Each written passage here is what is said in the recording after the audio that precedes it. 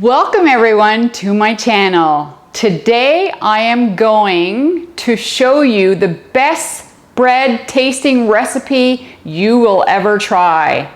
Step by step I'm going to show you how it's done, right from the putting your flour in till it comes out of the oven like this, and there is a secret ingredient. Stay tuned for that. All right, let's get started. We got all of our ingredients here. As I add them, I'll call out the amounts and we'll take it from there. First thing we're going to do is put in 8 cups of flour. There goes 2, 4, 6, and 8 cups of flour.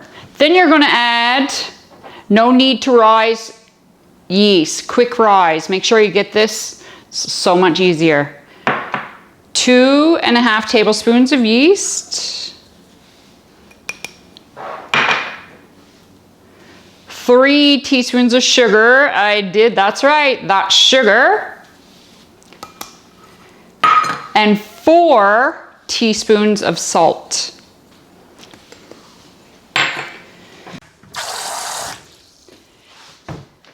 And what we have here is about lukewarm water. You need 5 cups of lukewarm water. And what I like to do, all right, first of all, I'm going to show you the secret ingredient that you probably have never heard of before. If you can see over here, I've already prepared it. We have bacon. Everybody loves bacon. So this is 1 full pack of bacon, and from this pack of bacon I have got the exact amount of bacon fat, bacon grease, 1/2 cup. It's all you need. Realistically, all you're doing, some people use oil, some people use butter, margarine, whatever. I like to use bacon fat. So I'm going to give this a quick stir just to combine the ingredients. Doesn't take long. Combine your ingredients.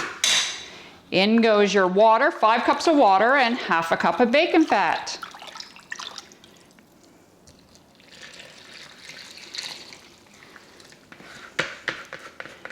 Make sure you scrape out your bowl because the grease tends to stick to the sides just a tad. Got to get it all. It's the best part of the recipe.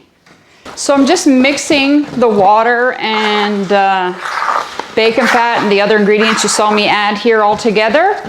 Then gradually what I like to do is gradually add about 2 cups of flour, but soon we'll be adding about 1 cup. The flour gets less and less, of course. Altogether you got between 9 and 10 cups of flour. Puppies?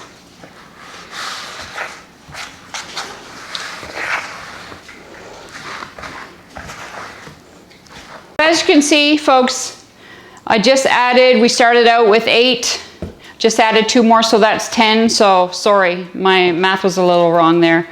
So 8, and we just added 2, so that's 10. So I'm going to add roughly about 2 more cups. But at this point, it's starting to get a little tough to stir. Soon time to put my hands in.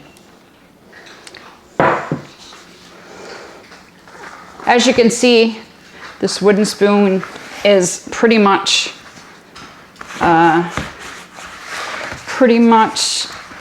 done the work that I want it to do. Now at this point, we're just going to coat the spoon in flour, get right in it, and clean off the dough off your wooden spoon. I did mention in my last video that I'm from Newfoundland. So one of the things we like to do in Newfoundland is when we're making homemade bread, is make houtons. I'll show you that as well with this bread dough. So as you're mixing your bread, I like to keep the sides of the bread bowl clean. As you can see right here, no sticky bread dough. And I guess you could say, not that bread is hard to make, this is the toughest part of the bread, is kneading it. It's nice and clean, just like this. As you can see, no bread, just a light dusting of flour on your hands. Get a little sticky, time for more flour. And drop your flour all around the outside. You don't want to fill the center of your bread with flour, because you don't want dry dough in the middle of your bread. See? Time for more flour.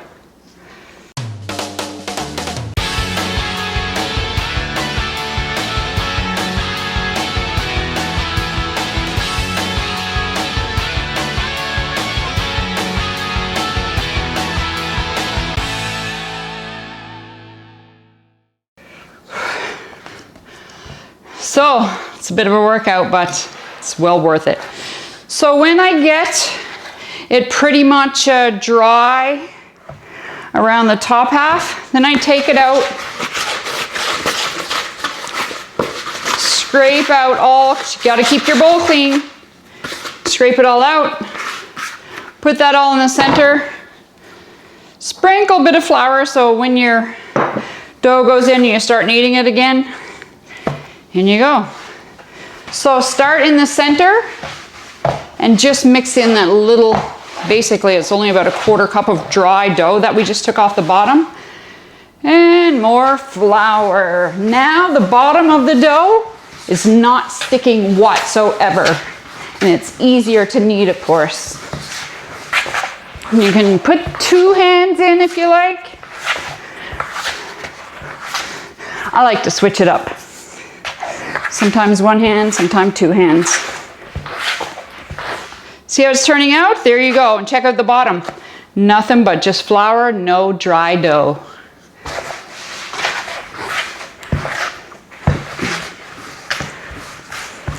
So once the dough starts to stick to your hand, you need to add a little more. See this? It's a bit of dough sticking to my hand. That's your cue to add just a touch more flour.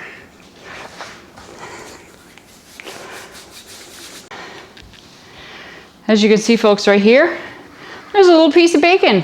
Don't pick that out. Someone's going to enjoy that in a slice of bread with eggs, bacon, and toast for breakfast. So here we go again. It's starting to stick just a tad at this point. The bread probably needs about 2 or 3 tablespoons of flour and it will be done. It's just that easy. It's about 1 tablespoon. It may be good right there with that 1 tablespoon because it's barely sticking. The key is to just keep kneading until your dough does not stick to your hands any longer.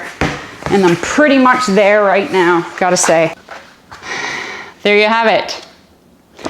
There's your dough. So what I'm going to do now is take this dough out. Look at the bottom.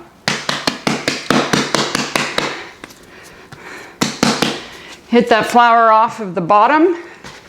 All you're really left with is this. That's all you're left with, folks. Not even a 1/4 cup of couple pieces of flour, bit of dry dough. Then you're going to take some oil. I usually drop in about a teaspoon and a half of oil. Make sure you grease your bowl well. The whole inside of your bowl should be greased because as your dough starts to rise, you do not want your dough sticking to your pan. And about the same, take a teaspoon on the, there we go. All over the dough as well. Just give it a little tuck on the inside. And there you have it. In an hour and a half, I'll see you.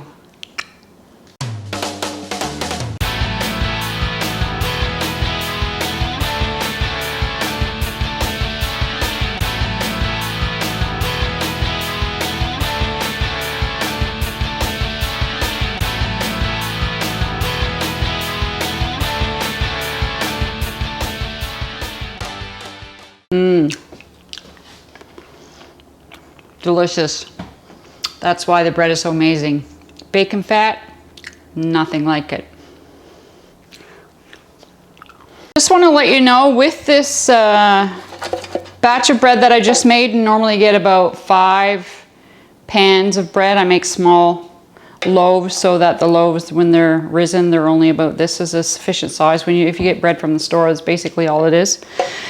But when you're greasing your tins, make sure that you grease them well in the corners and on the sides. So just use margarine to grease them. All right, here we go. As you can tell, even before I lift the cloth, it has tripled in size. So now I'll show you about the size of the buns that I'm gonna put in these 3 pans. Like I said before, we're having pizza tomorrow, and I'm also gonna do some Tautons and show you those as well. All I'm basically doing right here is removing a good bit of the air from the dough. So you just wanna take some butter, that's all I use. This is about the size of a loaf, or a bun, I should say, not a loaf. Bun or loaf.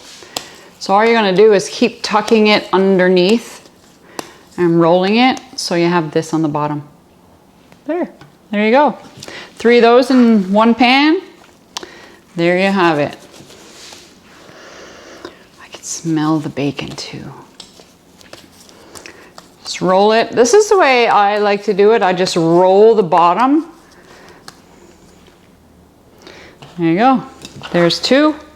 And there is grease also still on the bowl and the edge of the bread that I made, so I don't need to add butter to my hands every time because it's still a little greasy. There you go, folks. It's pan number 1.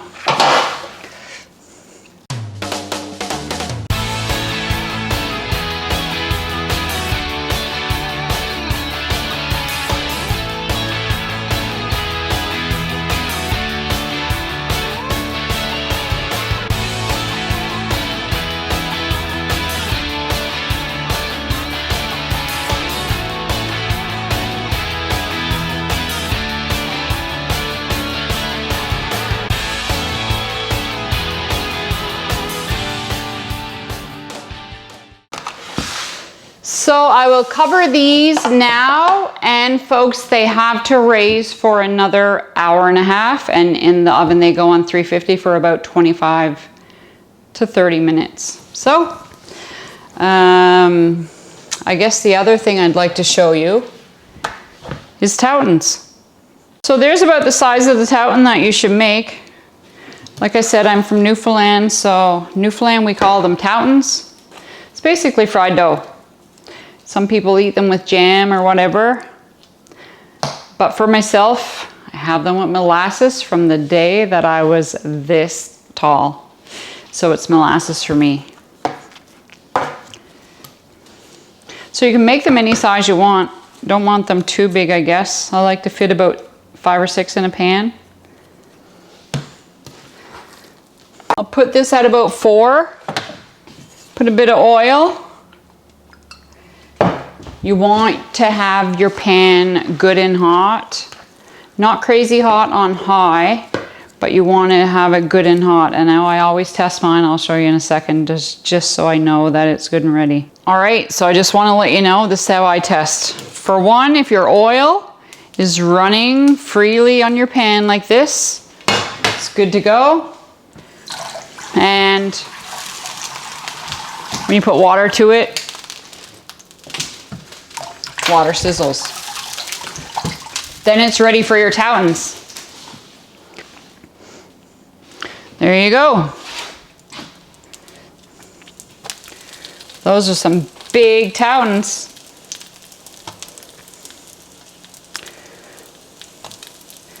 There you go. So you just wait for them to brown, flip them over. All right, folks, so it's been literally about a minute. I have my burner on 6. Check it out.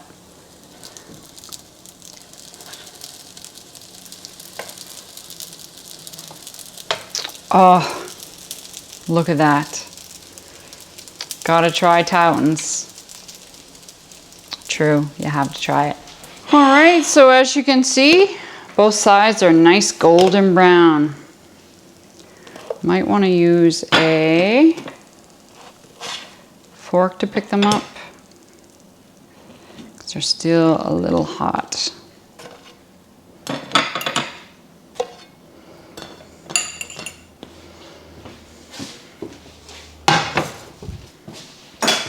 All right, so folks, like I had said, since I was a child, I had Towton's with molasses. Always have molasses with Towton's. It's what I was brought up having. There we go. Now let's give this one a try.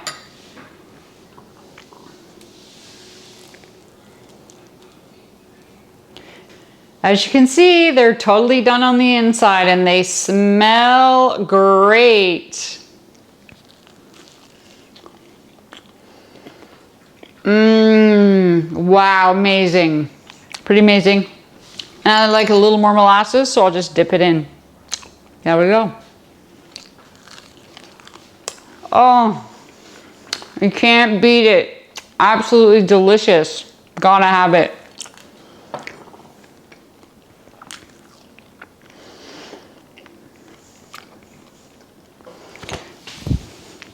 All right, folks, an hour and a half later, here we go. It's time to put the bread into the oven. Like I said, it's been an hour and a half for about this to rise. Actually, maybe closer to an hour because the temperature is like 24 degrees here. So in they go at 350 for about 25 minutes. Let's see.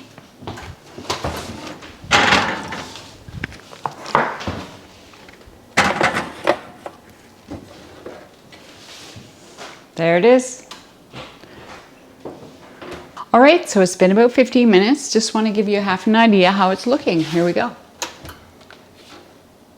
Nice, perfect size. It's time for the bread to come out. Let's see what we have.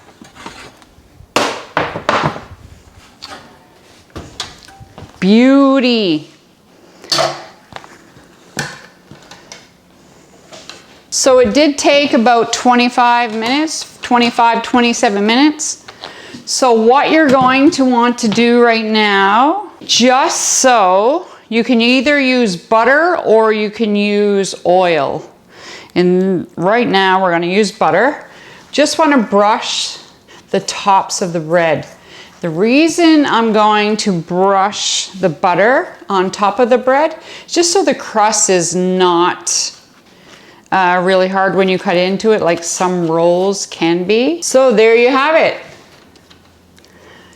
Now you have my secret ingredient. Gotta try it. It doesn't take that long, as you can see.